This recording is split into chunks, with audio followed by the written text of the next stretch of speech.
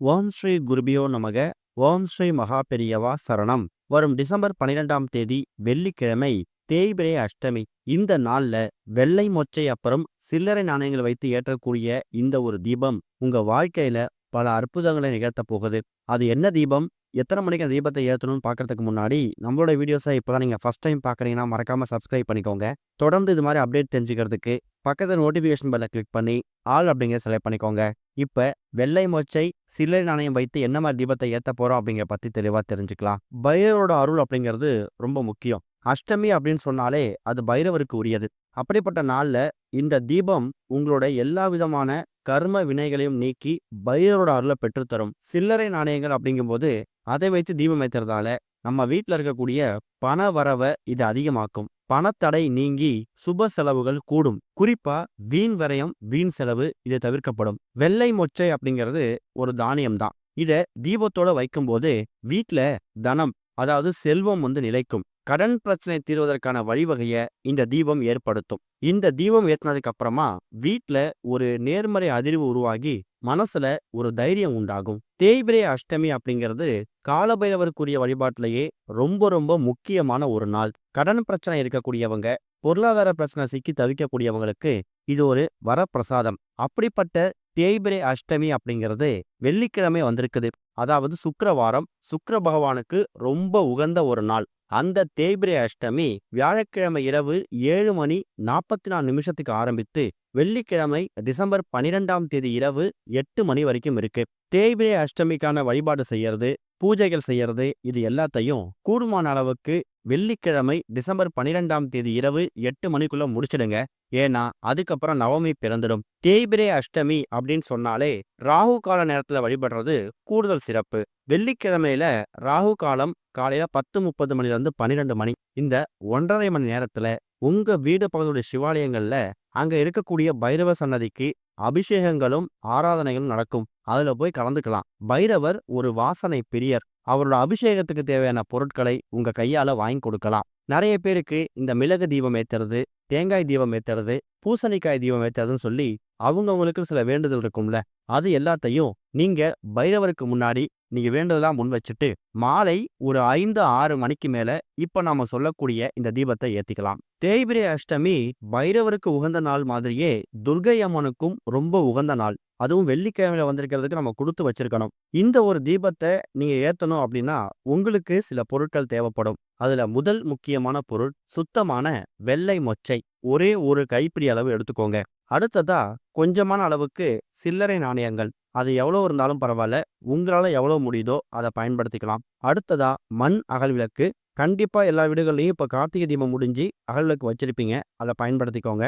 நல்லெண்ணெய் ஊற்றி தீபம் போட்டாலும் சரி, நெய் தீபம் போட்டாலும் சரி, அது உங்க விருப்பம் தான். திரி அப்படின்னு பார்க்கும்போது பஞ்சு திரியோ இல்ல தாமரை தண்டு திரியோ பயன்படுத்திக்கலாம். கூடவே அந்த அகல் விளக்குக்கு மஞ்சள் குங்குமம் இல்ல சந்தனம் குங்குமம் பொட்டு வைத்து பக்கத்திலேயே பூக்களும் தயார் செஞ்சு வச்சுக்கணும். முதல்ல இந்த விளக்க தயார் செய்யக்கூடிய விதம் ரொம்ப முக்கியம். மண் அகல் விளக்க கழுவி சுத்தப்படுத்தி அதுக்கு சந்தன குங்குமம் பொட்டோ இல்ல மஞ்சள் குங்குமம் பொட்டோ வச்சுக்கோங்க.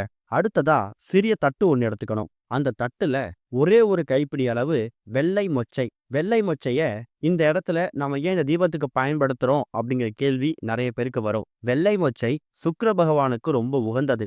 ஒருத்தவங்க வாழ்க்கையில சுக்கிர திசை அடிச்சிட்டாலே பரம ஏழை கூட பணக்காரரா மாற முடியும். நமக்கு இருக்கக்கூடிய கிரக தோஷங்கள்ல இந்த சுக்கிர தோஷமும் ஒரு முக்கியமான தோஷம் தான். பொன் பொருள் ஆடம்பரமான வாழ்க்கை இது எல்லாமே அமையாம தடைபட்டுக்கிட்டே போகுது அப்படிங்கிறவங்களுக்கு சுக்கிர திசை, அதாவது சுக்கிர தோஷம் ஒரு காரணமா இருக்கலாம். அப்படிப்பட்டவங்க வெள்ளிக்கிழமையில வரக்கூடிய சுக்கிரஹோரை 3 நேரத்துல வரும். காலையில 6 மணிலேருந்து 7 மணி, மதியம் 1 மணிலேருந்து 2 மணி, இரவு 8 மணிலேருந்து 9 மணி.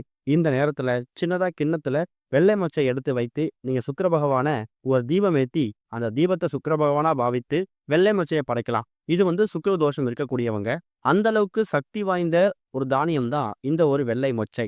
நீங்க வீடியோல பாக்குற மாதிரி சின்னதா தட்டுல கைப்பிடி அளவு வெள்ளை மொச்சை எடுத்து பரப்பி வச்சுட்டு அது அந்த தட்டோட வெளிப்பகுதி பக்கம் கொஞ்சம் ஓரமா இருக்க மாதிரி பார்த்துக்கணும். அதுக்கப்புறமா சில்லறை நாணயங்கள் எவ்வளோ ரூபாய் இருந்தாலும் பரவாயில்ல, ஒரு குறிப்பிட்ட தொகை எடுத்து வச்சிருப்பீங்கல்ல, அதையும் அந்த வெள்ளை மொச்சைக்கு பக்கத்துல நீங்க அடுக்கிக்கணும். அதுக்கு நடுவுல ஒரே ஒரு மண் அகலுக்கு வைத்து தீபம் போடணும். இந்த தீபம் சாதாரணமான தீபம் கிடையாது. உங்களுடைய நம்பிக்கை, அதாவது இந்த தீபத்தை நினைச்சு நீங்க ஏற்றக்கூடிய எந்த விதமான கோரிக்கையா இருந்தாலும் அது நிறைவேற போகுது. காரிய தடை அதிகமாக இருக்கு, தொழில முன்னேற்றம் கிடையாது, பொருளாதார பிரச்சனையிலையும் கடன் பிரச்சனையும் சிக்கி தவிக்கிறோம். இது மாதிரி எந்த பிரச்சனை இருந்தாலும் சரி, முழு மனசோட பக்தியோட இந்த தீபத்தை நீங்க ஏத்தணும். இந்த தீபத்தை எங்க ஏத்தி வைக்கணும் அப்படின்னு கேட்டீங்கன்னா, உங்க வீட்டோட பூஜை அறையில ஏத்தி வைக்கணும். தீபத்தை ஏத்திட்டு பைரவரை மனசார பிரார்த்தனை பண்ணிக்கோங்க. உங்களோட கடன் சுமை, பண தடைகள் அகலணும்னு மனமுருகி பிரார்த்தனை பண்ணிக்கோங்க. அந்த தீபம் எரியும் போது அதுல ஒரு ஒளி சுடர் வருதுல்ல, அதை நீங்க பைரவரா பாவிக்கணும். அந்த பைரவ கடாட்சம் உங்க வீட்டுக்குள்ள நிறைஞ்சிட்டாலே எதிர்மறை சக்திகள் விரட்டி அடிக்கப்பட்டு நேர்மறை சக்திகள் தானாக பெருகி வரும். வெள்ளை மொச்சை சுக்கிர பகவானுக்கு உகந்தது. சில்லறை நாணயங்கள் மகாலட்சுமி தாயாருக்கும் லட்சுமி குபேரருக்கும் உகந்தது. இந்த தீபத்தை ஏத்துறதால பைரவோட அருள் எப்படி கிடைக்கும் அப்படிங்கிற கேள்வி நிறைய பேருக்கு வரும். அதுக்கும் ஒரு வழி இருக்கு. இந்த தீபத்தை ஏத்தி வச்சுட்டு அந்த தீபம் எரியக்கூடிய அந்த நேரத்துல அந்த தீபத்தை நீங்க பைரவரா பாவிக்கணும். ஓம் காலபைரவாய நமக, ஓம் காலபைரவாய போற்றின்னு உங்களுக்கு பைரவரோட மந்திரம் என்ன தெரியுமோ அதை அந்த விளக்க பார்த்து 8 முறை சொல்லணும். காரணம், பைரவருக்கு உரிய எண் 8. திதிகள்ல 8வது திதியாக, அதாவது அஷ்டனா 8, 8வது திதியாக வரக்கூடியது இந்த அஷ்டமி. இப்படி அந்த தீபத்தை நீங்க பைரவராக பாவித்து உங்க கோரிக்கையை முன்வைக்கும் போது அந்த தீபத்துல பைரவர் அமர்ந்து நீங்க வைக்கக்கூடிய கோரிக்கையை காது கொடுத்து கேட்டு அதை நிறைவேற்றி கொடுப்பார். பொதுவாகவே பைரவரை தேய்பிரை அஷ்டமியில வணங்குறதுக்கு காசு பணம் இது ஒரு பிரச்சனையாக இருந்தாலும் இன்னொரு விஷயமும் இருக்கு. பைரவர் ஒரு காவல் தெய்வம். குடும்பத்துல யாராவது, அது உங்க மனைவிக்கோ மகளுக்கோ இல்ல உங்க கணவருக்கோ தேவையில்லாத பயம் பதட்டம் இருக்கு, எதிரிகள் தொல்லை அதிகமா இருக்காங்க, போட்டி பொறாமை அதிகமா இருக்கு, வெளியில ஒரு 4 இடத்துக்கு போறதுக்கு ரொம்ப பயமா இருக்கு, அச்சமா இருக்கு அப்படிங்கிறவங்க இந்த தீபத்தை ஏத்தி வச்சுட்டு நீங்க பைரவரை வணங்கலாம். காரணம், பைரவர் ஒரு காவல் தெய்வம். வாராகி அம்மனுக்கு அடுத்தபடியா காவல் தெய்வமாக இருக்கக்கூடியவங்க இந்த கால பைரவர் தான். நம்ம சிவாலயத்துக்கு போனோம்னா எல்லா கடவுளையும் வணங்கிட்டு கடைசியா தான் பைரவரை வணங்குவோம். ஆனா அந்த சிவாலயத்துக்கே காவல் தெய்வம் இந்த கால பைரவர் தான். அப்படிப்பட்ட காவல் தெய்வத்தை நீங்க வணங்கும் போது வீட்டுக்குள்ள பயம் பதட்டம் நீங்கி எதிரிகள் தொல்லை நீங்கும். அதை விட முக்கியமானது, பைரவ கடாட்சம் பெருகும் போது கடன் தீரும். அதுவும் வெள்ளை மொச்சை அப்புறம் சில்லறை நாணயம், இந்த 2 பொருட்களையும் வெள்ளிக்கிழமையில வந்திருக்கக்கூடிய தேய்பிரை அஷ்டமி அன்னைக்கு நீங்க தீபத்தோட ஏற்றி வைக்கும் போது ஒரு பக்கம் சுக்கிர பகவானோட அருள் கிடைக்கும், இன்னொரு பக்கம் மகாலட்சுமி தாயார் லட்சுமி குபேரர் இவங்களோட அருளும் பரிபூர்ணமா சேர்ந்து கிடைக்கும். ஒரே நாள்ல பலவிதமான தெய்வங்களோட அருளை ஒரு சேர பெற்றுத்தரக்கூடிய அற்புதமான ஒரு தீபம் டிசம்பர் 12ஆம் தேதி வெள்ளிக்கிழமையில வந்திருக்கக்கூடிய தேய்பிரை அஷ்டமி அன்னைக்கு ஏற்றக்கூடிய இந்த ஒரு தீபம். இதுக்கு நீங்க செலவு பண்ணக்கூடிய நேரமும் இதுக்கான பொருட்களும் ரொம்ப கம்மி. ஏற்கனவே உங்க வீட்டில் இருக்கக்கூடிய வெள்ளை மொச்சையவே நீங்க பயன்படுத்திக்கலாம். புதிதாக வாங்கணும் அப்படிங்கிற கட்டாயம் கிடையாது. சரி, இந்த தீபத்தை ஏற்றி முடிச்சிட்டீங்க, தீபம் எரிஞ்சு முடிஞ்சிருச்சு, அதை என்ன பண்ணணும்? அந்த அகல்விளக்கை மட்டும் எடுத்து அப்புறப்படுத்திடுங்க.